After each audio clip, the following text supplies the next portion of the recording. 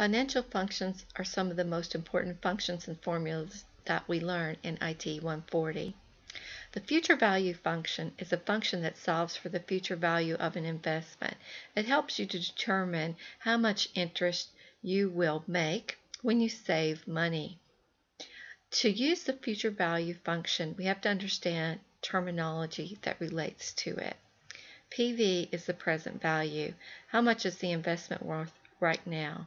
If you haven't deposited any money into the savings account yet, the PV is 0.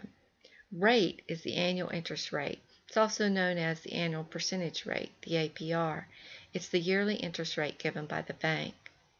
NPER is the number of periods. How many payments are you required to make? PMT is the payment amount. It's also known as the amount of money deposited into the savings account each month. The amount must be the same each month for the FV function to work properly. Type is a logical value representing 1 for payments made at the beginning of a period and 0 for payments made at the end of a period. Our scenario is, instead of buying a new car, I'm going to ride the bus and save the money that I would have spent on a car payment each month.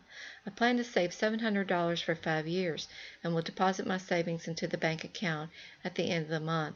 The bank is offering an annual interest rate of 1.25%. How much interest will I earn if I save $700 each month over a 5-year period, and how much will my investment be worth at the end of the 5-year period? We begin by looking at the monthly savings amount of $700, the annual interest rate of 1.25%, and then the term of 5 years. And we're going to calculate the total value of the payments, which is how much money you are going to deposit into the bank each month over the 5-year period. So we will multiply the $700 times the number of years, which is 5 in this case, and then multiply that by 12 because you make a payment each month. And this gives us $42,000. Essentially, this shows how much money you've spent or out of pocket for the investment. Now we're going to look at the future value. For the future value, we'll find the formula under the financial functions. We're looking for FV for future value. The rate is the annual interest rate per period, but remember, because we're making monthly payments, we're going to divide that by 12. So we take the value that's M3, which is the 1.25%, and then we divide it by 12.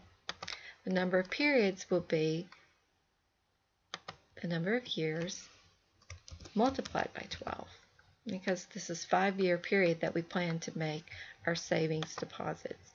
And then the payment is the amount of money that we're going to set aside each month. We're going to deposit $700, which is in cell M2. The present value is not needed in this case. We haven't made any deposits into our account yet.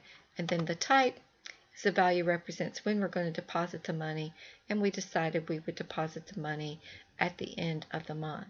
So we've put all of our information in. We're going to click on OK, and we see that Excel returned a value of a negative $43,317.01.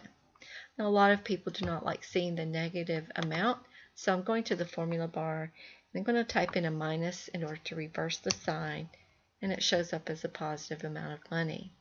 So this is the future value of the investment. This means that if I go to the bank at the end of the 5-year period to close my savings account, I should be able to walk away with $43,317.01. This, of course, begs the question, how much interest did I earn for saving my money over this 5-year period? And that, of course, can be calculated by taking the future value and subtracting from it the total value of payments that you made out of pocket.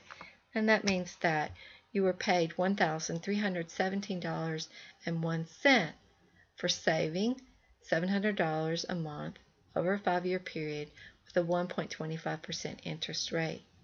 Now, that may not seem like much to you, but over a period of time, then, because of compound interest, you make a lot more money. Let's say if we're able to save the same amount of money over a 10-year period, Well, then we can see that we would have $84,000 invested.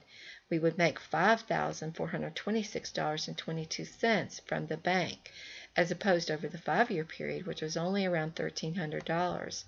If we're able to save this over a 15-year period, then we put in $126,000. The bank, at the end of the 15-year period, will be paying us $12,507.63 worth of interest. And then over a 20-year period, we can see that we would make $22,000. So compound interest helps us to get rich, but it does do it over a long period of time. So I'm going to restore the original value of 5 years. And this shows you how the future value function can be used to help you make financial decisions.